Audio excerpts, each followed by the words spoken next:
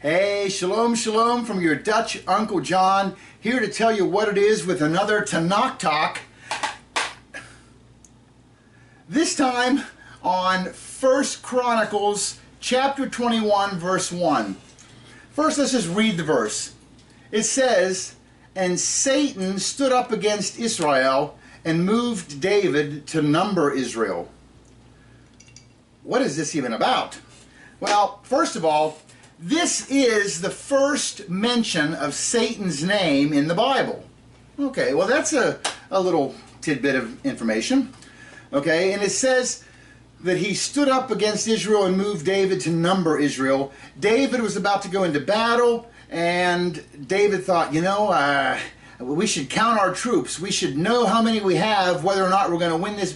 No, you don't need to number your troops if you're going to fight for God, because you'll be fighting with God. He will be on your side. Who cares how many you have? What was the story? Remember Gideon?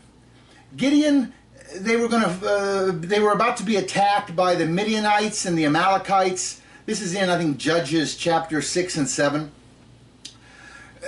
So Gideon blows the trumpet and musters all the Israelites, and they all come together, and I think there were 32,000 showed up to fight. And God tells Gideon, Gideon, you have too many soldiers. Send some of them home. What? So Gideon tells the people, listen, if any of you guys want to go home, we don't need you. And 22,000 left. So now they're down to 10,000. And God comes to Gideon and says, Gideon, you still have too many soldiers. And the reason God said this was the truth, this was going to be, because if Israel won the battle with 32,000, Israel could puff up and say, we won the battle. God didn't want that. God was going to do the fighting for them. So now it's down to 10,000 soldiers. God said it's still too many. Here's what you do, Gideon. Take them all down to the stream to get a drink of water. So the 10,000 show up at the stream, and some of them put their head down in there and they're lapping up water. Yet there were some who cupped their hands, took it down to the water, brought the water up to their face and drank.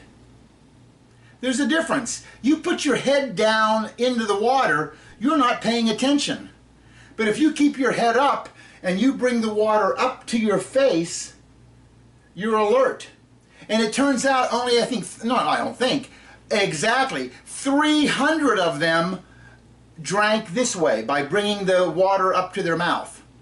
And God said, those are the ones we will use for the battle. Just those 300. And they went to battle against thousands and thousands of the enemy. It's interesting that there were 300.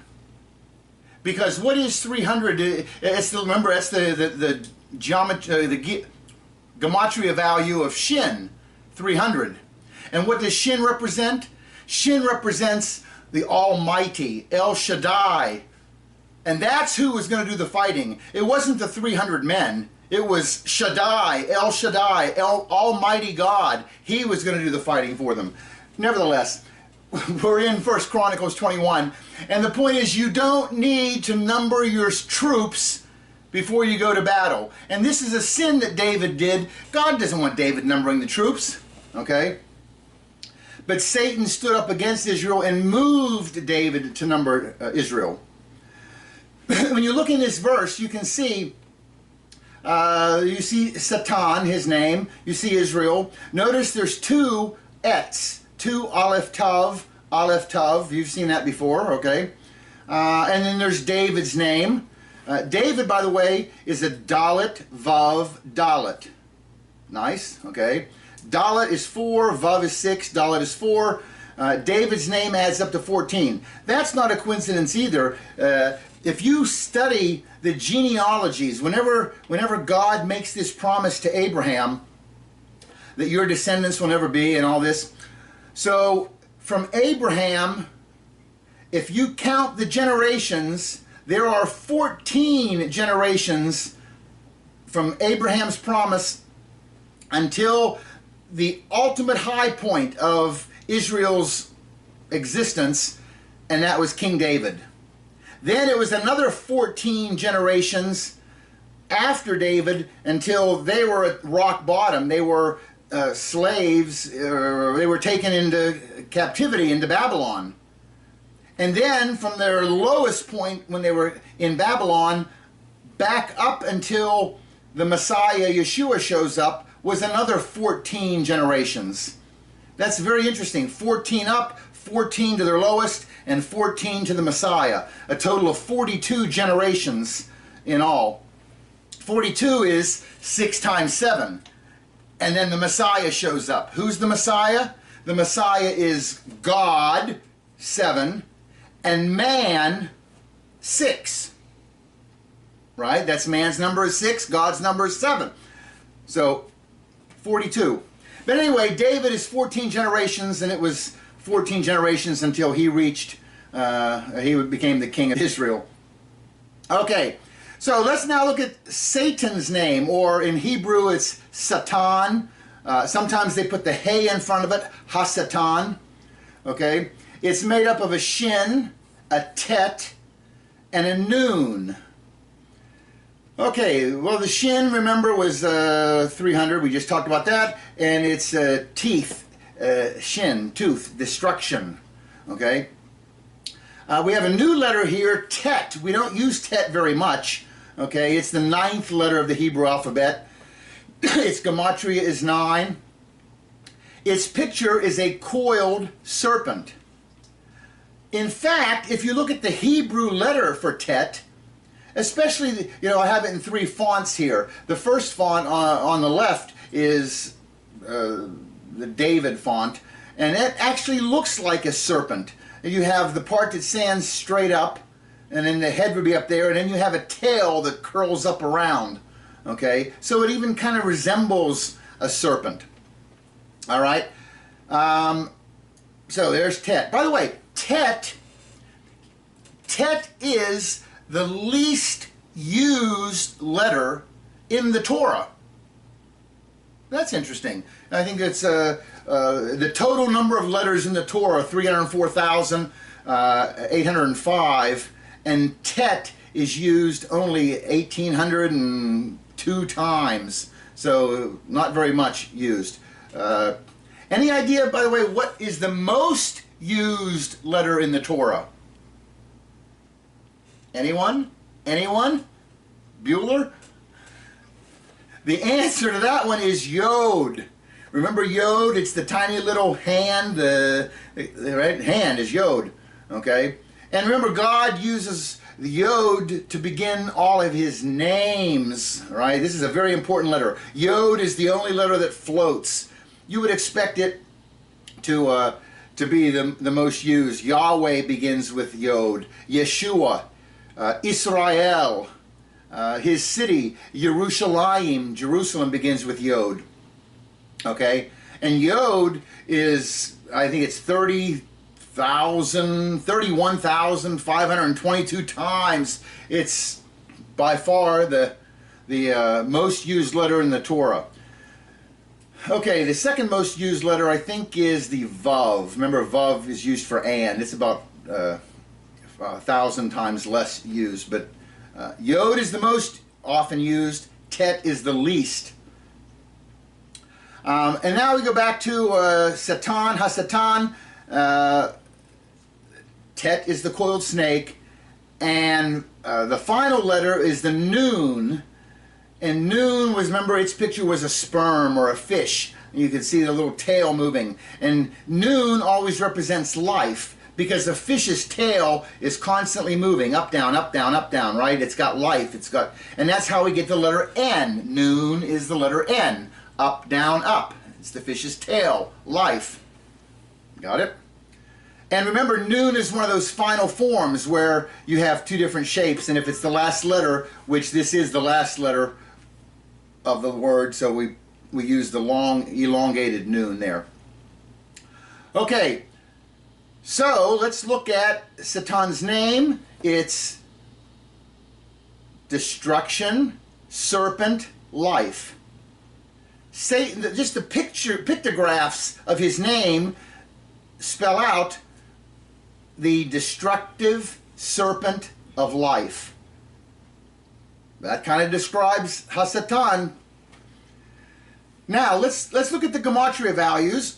What does his name add up to? Well, remember, Shin was 300, Tet is 9, Nun is 50, so Satan's name adds up to 359. What?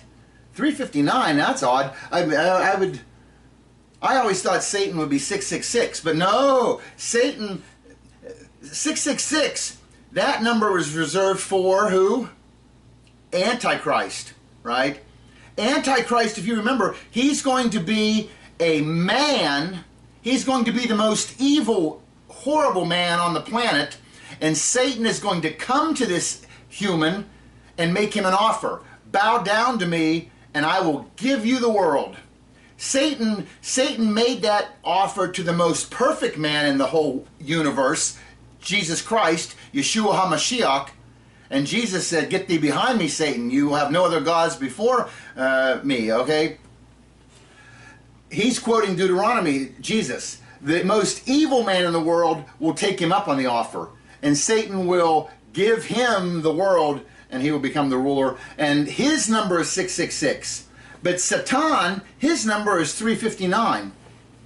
So what do you do with 359? How does that apply to anything? Well, this is an interesting little tidbit here. If you go back and look at how many chapters there are, and this may be a coincidence, although I've told you before, there's no biblical Hebrew word for coincidence, so I don't know what to do with this tidbit, but Genesis has 50 chapters in it. Exodus has 40 chapters.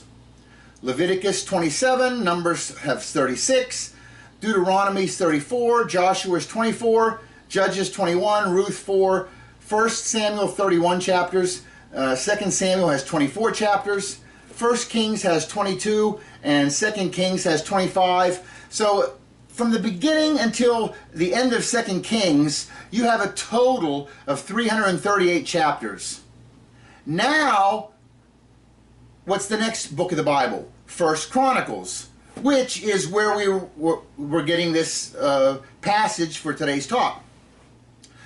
And we're in 1 Chronicles chapter 21.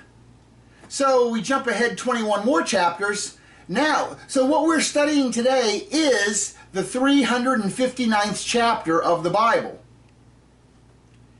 How clever that in the 359th chapter of the Bible is the first appearance of Satan, his name, and Satan is 359.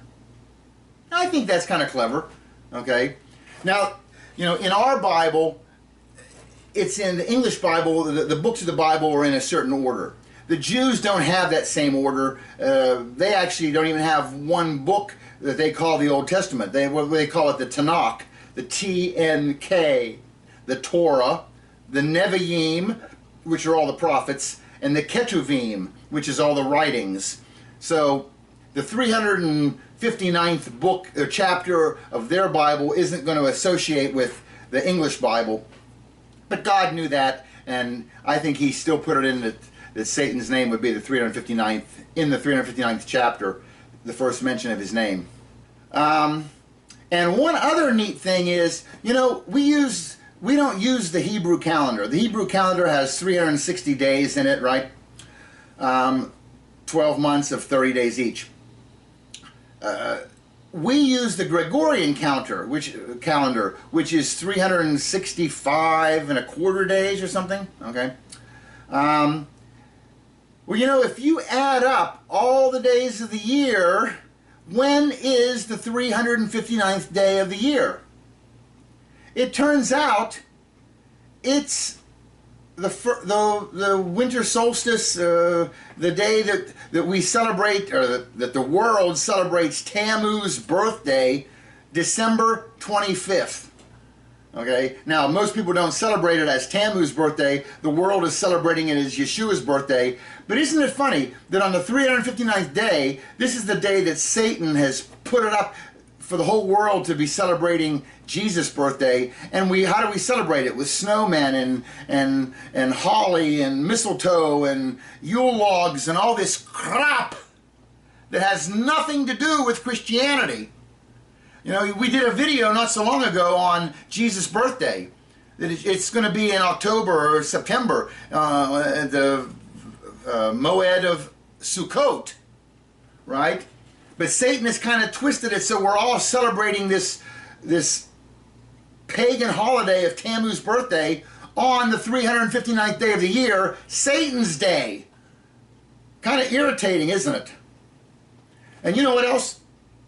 What is the big thing that most people think of, associate with December 25th Christmas? A guy named Santa, which, by the way, happens to have the same letters in English as Satan. And it's a guy in a red suit. We always picture the devil in a red suit with a pitchfork and horns. I don't think the devil actually looks that way. I think he always comes to us as shining and pretty and beautiful, right? Enticing. And then you get in there and he's got you in his clutches. All right? So, anyway, there's the talk. Thank you for listening. God bless. To God be the glory. To God be the honor. To God be the praise. This is some cool stuff, folks. And we'll be back soon. We've got lots of other videos. I invite you to check them out. And we'll see you soon. God bless. Bye.